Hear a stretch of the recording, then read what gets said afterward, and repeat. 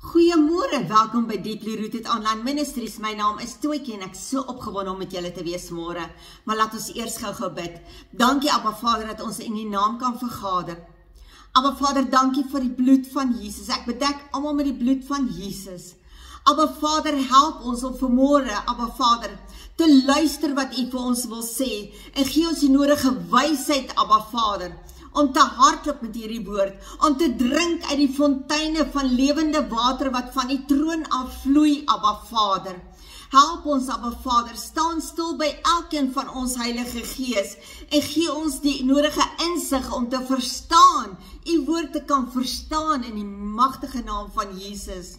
Abba Vader, dankie dat U ons sondes vergewe en dat U nooit weer aan ons sondes dink nie. Ons bely ons sondes vanmôre voor die troon, Abba Vader.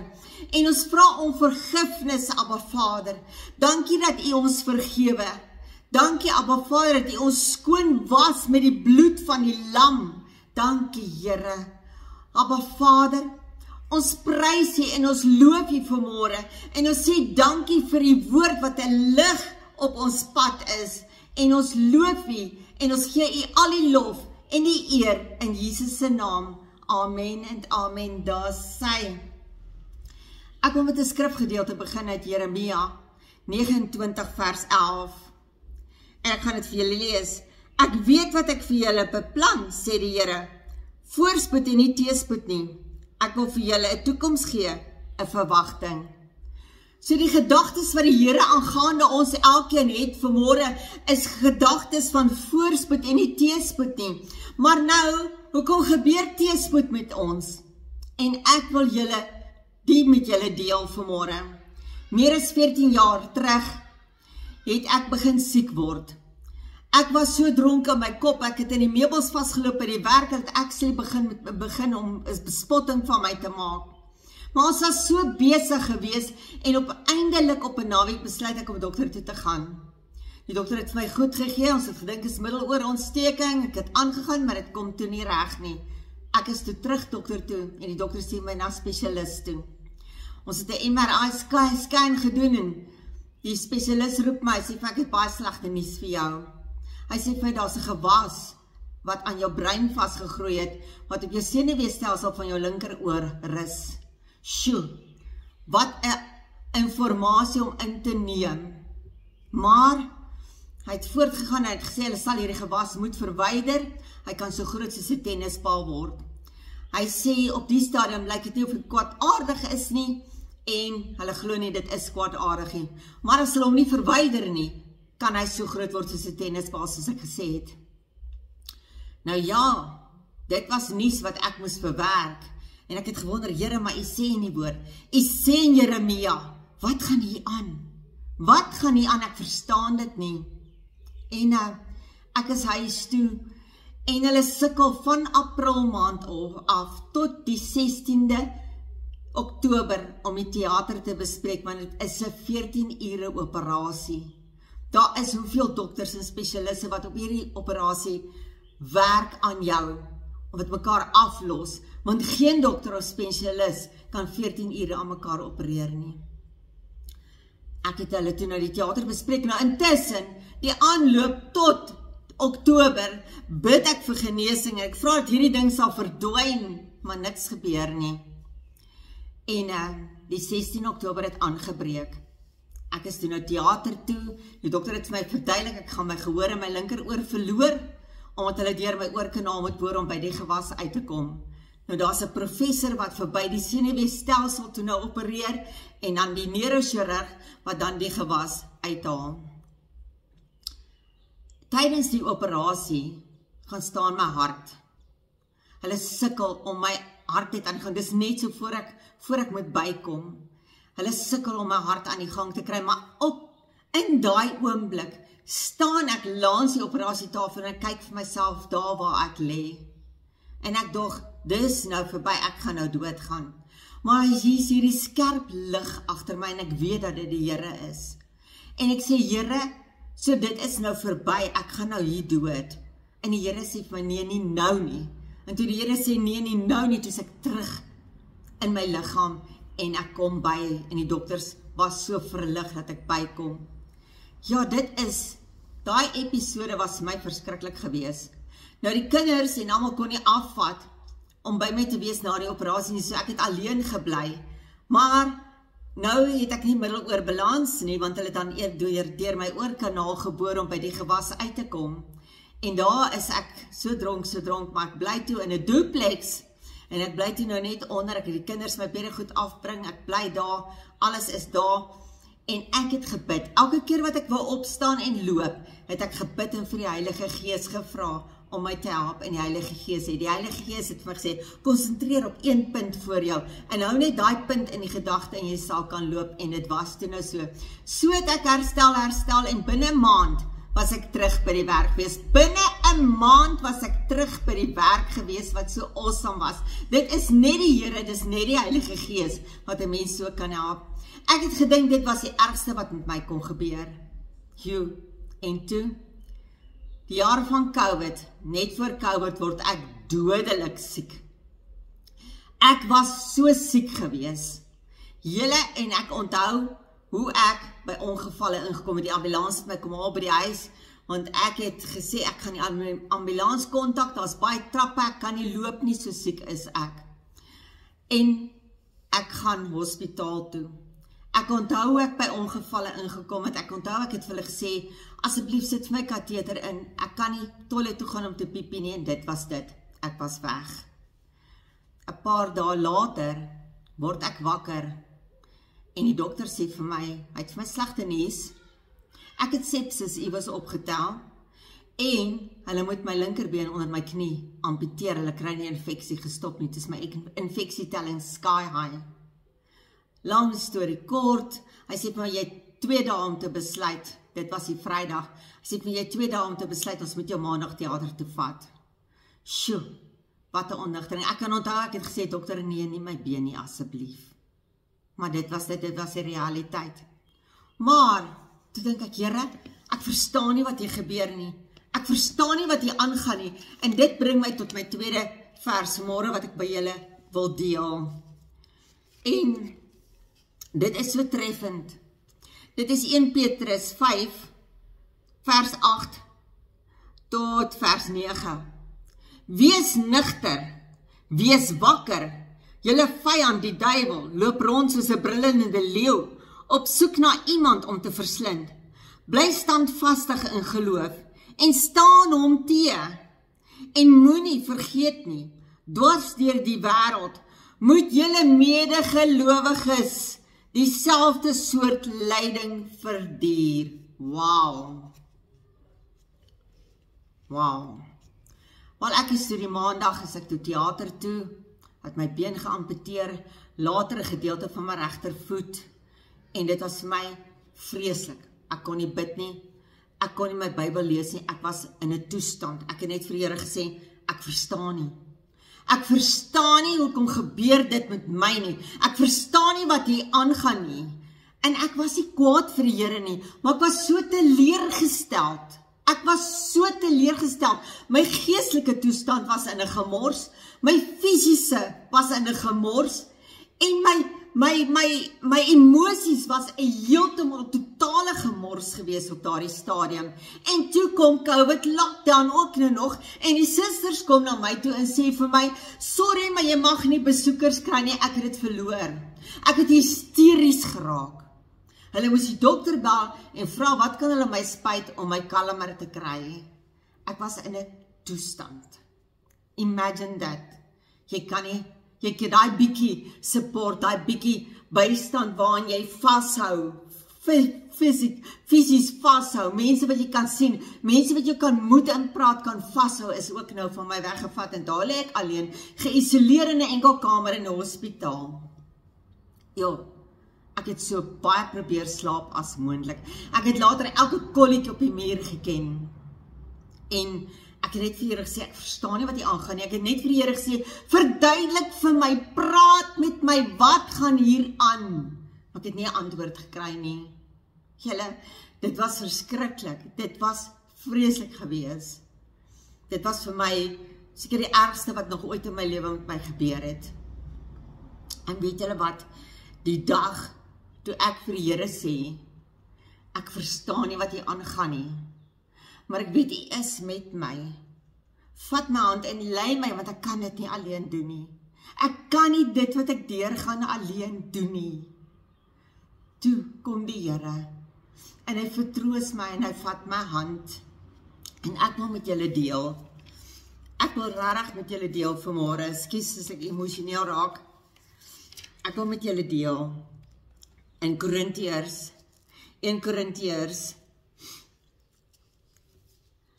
16, vers 13, sê, wees waaksaam, staan vas in die geloof, wees manmoedig, wees sterk. En ek het net besef, ek moet vasstaan in my geloof, dis al wat ek het. Ek het nou niks anders nie, ek het nie daai net waarmee, daai klankoor waarmee ek kan praat nie, ek het nie mense wat my besoek waarmee ek kan praat nie, en ek moet nou vashou aan die Here, dis nou of nooit nie, anders sal ek dit nie maak nie. Ek sal dit nie maak nie, want ek sien die kans om so te lewe nie. Imagine, linkerbeen onder die knie, meer as die helfte van my regtervoet, die gedagtes wat deur my brein gegaan het my gesê, hoe gaan ek ooit weer loop? Hoe gaan ek toilet toe kan gaan? Hoe kan ek bad? Ek wil nie van ander mense afhanklik wees nie. Al daai gedagtes het deur my brein gemaal sonder ophou. En hierdie vers in Korintiërs, vers 6, staan vas in jou geloof. Staan vas in jou geloof. En dit is waaraan ek vasgehou het. Dit is wat my deurgetrek het. Ek het vir Here gesê, ek verstaan nie, maar ek weet, U is met my. En toe ek nou uiteindelik uit die hospitaal kom, terwyl ek in die hospitaal was, verloor ek my geliefde hond, waarvoor ek baie lief was. Ek word geretrench deur my werk, maar dankie Here, die werk het my teruggevat. Halleluja, op 'n stadium wat ek het so nodig gehad het, nadat ek uit die hospitaal gekom het. Want toe ek uit die hospitaal gekom het, sit ek een middag daar in my rolstoel. Nou is dit in 'n duplex gebly, en ek kan nie onder toe gaan nie, want ek het nie bene nie. Daar's trappe, en ek kan nie onder toe gaan nie, die kombuis en alles is onder, en die slaapkamers en badkamers bo. En ek moes toe nou maar bo bly. En ek het een middag in die rolstoel gesit en vir Here gesê, ek kan nie. Ek kan nie so lewe nie.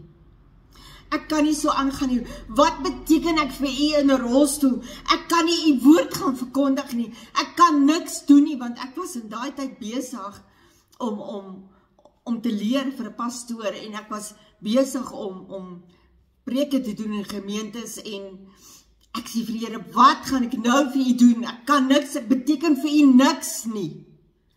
En die Here sê vir my, daar is sosiale media, jy kan daar begin. Toe het ek begin om gereeld 'n stukkie 1 keer 'n week op te plaas, en toe kry ek 'n uitnodiging om te gaan bedien by 'n kerk, meer op 'n permanente basis, maar dit het toe later as gevolg van vervoer issues het dit nou nie lekker uitgewerk nie. En ek sê vir die Here, maar wat nou? Die Here sê vir my, ek het mos vir jou gesê, online ministry, en dit het toe nou finaal geboorte gegee, toe die vir Nadiki Rooted Online Ministries. Maar julle, ek sê vir julle, dit was 'n vreeslike tyd in my lewe gewees. Ek dink dit is nog die ergste wat met my gebeur het. Ek het net vir die Here gesê, ek kan nie meer nie. Ek kan nie so aangaan nie. En toe, nou nog met 'n skok, moes ek ontdek dat die mediese fonds nie 100% uitbetaal vir prosteses nie. Ek moes 2 sponsors kry om my eerste 2 bene vir my te finansier. Maar dit is alles waarmee ek moes deel. En ek het net besef, as dit nie vir my geloof was nie, het ek verseker 'n einde aan my lewe gemaak. Verseker, daai middag daar waar ek in 'n rolstoel gesit het en vir Here gesê het, ek kan nie meer nie, het daai gedagte erg op my in my ingekom en vir my gesê, maak 'n einde man, jy's niks werd nie, jy beteken niks nie. En die Here het ingegryp. Ek is vandag so dankbaar dat die Here ingegryp het en vir my gesê het, nee, jy kan vir my baie beteken. Jy kan mense help in dieselfde toestand waarin jy is. En dit bring my tot ons laaste teksgedeelte vanmiddag. En dit is in Jakobus 1 vers 2 tot 4. Wat sê, my broeders, julle moet bly wees, hoor nou hier, julle moet bly wees wanneer allerlei beproewings, ons begin voor, my broeders, julle moet bly wees wanneer allerlei beproewinge oor julle kom, want soos julle weet, as julle geloof die toets deurstaan, o my genade, Here, as julle geloof die toets deurstaan het, stel dit julle in staat om te volhard. En die volharding moet einduit volgehou word, sodat julle tot volle geestelike rypheid kan kom, sonder enige tekortkominge. Julle, dit was vir my so kragtig gewees, hierdie vers, en ek het net gesê, Here, help my, Here, lei my, ek kan nie sonder U voortgaan nie, en 5 jaar later, praat die Here met my, en die Here sê vir my, stige fonds, en dit het geboorte gegee, die Here het my pyn gevat, my pyn, my geestelike pyn, my fisiese pyn, my emosionele pyn, en die Here dit in purpose omsit, in dryfkrag, wat geboorte gegee het, na die deeply rooted online ministries, nie net dit nie, maar ek stig toe hierdie fonds, the Rainbow Foundation for Amputees, waar ek mense kan bystaan, waar ek donasies kan kry vir finansies, vir mense wat amputasies gehad het, wat nie kunstledemate kan bekostig nie. En dit was my dryfkrag, dit het my weer moed gegee, en die dat het net my werk op die regte tyd vir my teruggegee. Gelukkig kan ek van die huis af werk, en ek werk tot vandag toe van die huis af, net na COVID het ek weer my werk teruggekry. Julle, dit is net die Here, want die Here het gesorg dat ek my werk terugkry, om die Here geweet het, dit gaan daai bietjie stootjie, daai hupstootjie vir my gee, wat ek nodig het, om te kan aangaan, en te weet, ek beteken iets vir iemand daar buite. En ek gee vanmôre, al die lof en al die eer vir die Here, dat hy my van daar af, tot hiertoe gebring het, waar ek vandag is, en dat ek weet, wat ek weet, die Here is met my, die Here help my, die Here is my enigste krag, en ek wil vanmôre vir jou sê, waardeur jy ook al gaan, staan vas in die geloof, staan vas, want onthou nou, die duiwel is soos 'n brullende leeu, hy kyk wie hy kan verslind en verskeer, maar moet dit nie toelaat nie, hou vas aan jou geloof, hou vas en weet, hierdie is net tydelik, dis net tydelik man, dit maak nie saak meer vandag vir my, dat ek nie 'n been het, of meer as die helfte van my regtervoet nie meer het nie, of nie meer gehoor het in my linkeroor, dit maak nie saak nie, want dit is net tydelik, wat saak maak is ons geestelike, en ons leef voort met die geestelike, is die ewige lewe. So ek wil vanmôre vir jou sê, hou vas, moenie jou rug op die Here draai nie, moenie vir Here kwaad wees nie, moenie, ek pleit by jou vanmôre, staan vas in jou geloof, en weet, dat jy weet, die Here sê jou lei, waardeur jy ook al moet gaan, jy sal oorwin, soos ek kon oorwin oor dit wat met my gebeur het, sal jy ook kan oorwin. Staan vas, moenie moet opgee nie, die Here is met jou. Kom ons bedankie Here vir die woord vanmôre. Dankie Abba Vader, ek bid vanmôre Here, en ek sê soveel keer vir U Here, as dit wat met my gebeur het, Abba Vader, net een persoon by U kan uitbring, Abba Vader, dan was dit die moeite werd. Here, want dit gaan om siele wat in die koninkryk moet inkom. Abba Vader, daar so baie stikkende mense daar vir buite vanmôre, wat nie weet wat kant toe nie, wat nie weet wat om te doen nie, Here. En ek pleit by U vanmôre, raak hulle aan, Here, wys hulle U liefde so wat U my aangeraak het, Here, en vir my gesê, dis nie die einde nie. Daar is hoop, daar is vir jou toekoms, jy moet nog vir my iets doen hier op aarde. Dankie, Here. Dankie, Here, dat U ons nooit in die steek laat nie, dat U nie die rug op ons draai nie, Abba Vader. Ons loof en ons prys U, Abba Vader, en ons dankie vir die Heilige Gees, wat ons vertrooster is in tye soos die, waar ons nie weet waantoe nie, waar ons nie weet wat om te doen nie. Dankie, Here. Ons loof en ons prys U vanmôre, en ons sê vir U dankie, dat U ons sal lei, en dat U vir ons die rigting sal wys, en dat ons weet wat ons weet, wat ons weet. U is met ons hoef nie te vrees nie, want U is ons God, U beskerm ons, en U sal ons red. Dankie, Here, U sal ons red uit die noodsituasie, waar ons mag bevind.